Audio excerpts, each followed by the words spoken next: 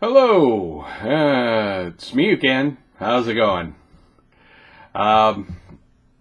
This ramble is going to be mainly dedicated to commenting on FawnTrodden's rant, I guess, about PDFs and their effect on gaming, in particular, PDF RPG products.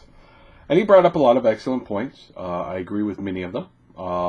And in general, I agree that PDFs have been a boon for players. I don't subscribe to the notion that, it makes it easy for people to metagame and so on. Whatever. If that's your concern, you really do need to get better players.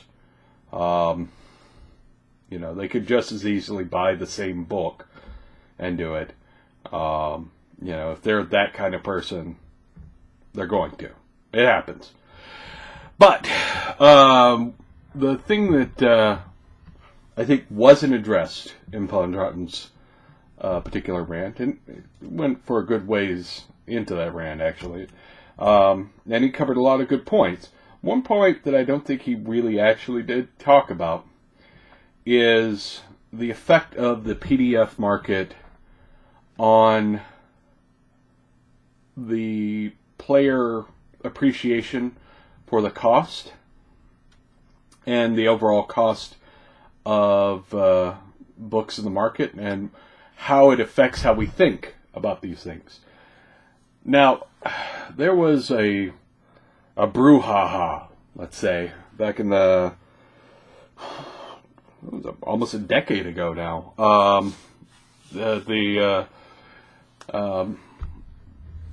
There was a bunch of people releasing their fiction online for free in audio format or in PDF format to build up an audience. And one of the big people in the SFWA, which is Science Fiction Writers Association, accused them of being pixel-stained techno-peasants. And his argument, which was kind of dumb, but had some core to merit to it, was that they're providing that for free devalues the product for everyone else. If somebody can get something for free, then why would they go and pay for it? If they can get it for cheap, why would they pay for a substantially more expensive physical book? And so I think there is an effect of the PDF market on our perception of the prices and value of these items. I'm as guilty of it as anyone. Don't get me wrong. I've got dozens and dozens of PDFs I actually haven't read yet. I haven't had time to get around to reading every one that I've gotten. And so, I've got dozens and dozens of game books that I haven't had a chance to read. And I didn't mind because I picked them up for cheap. And, when you pick them up for cheap, you can just sort of file them away and, get to them eventually. Oh, hey, yeah, I remember picking that up. Let me go check that one out sometime because you were talking about it. And that's a thing that is maybe a boon for the player, but it does change how I look at the cost of things. The other day I was looking at downloading a White Wolf product. And White Wolf's PDFs are a little pricier than a lot of the other guys out there. And I balked at it. I mean, I looked at, a $17 PDF and I thought, why would I pay $17 for this? I mean, I like White Wolf stuff, or it's not White Wolf anymore, it's Onyx Path, something like that. But, World of Darkness. Anyways, I like their stuff. They do high production value. Why wouldn't I want to pay that much? And part of that is because I can get reasonably good gaming products for cheaper. And the cost of PDFs has changed my perception of how much is too much for a product. the other thing is that it also seems to, ironically, I guess, sort of drive up the cost of the print books. Because people are going to buy less of them. If you're printing a game and you know that people are probably going to get the PDFs before they get the book, the main book, and may get the PDFs instead of getting the main book, you may not make your investment back betting on a certain volume of purchases. So you have to up the overall cost of the printed book to make it make sense for you financially to produce it.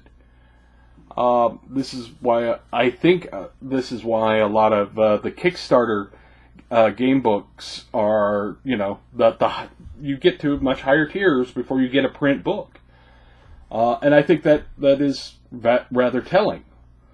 The fact that PDFs in a market that it's as it stands now could have a detrimental effect on the appreciation of the value of the work, because we are getting used to paying less and less and less, and so we will consume more and more stuff. Some of it not good, but because it's cheap, we'll pick it up anyway.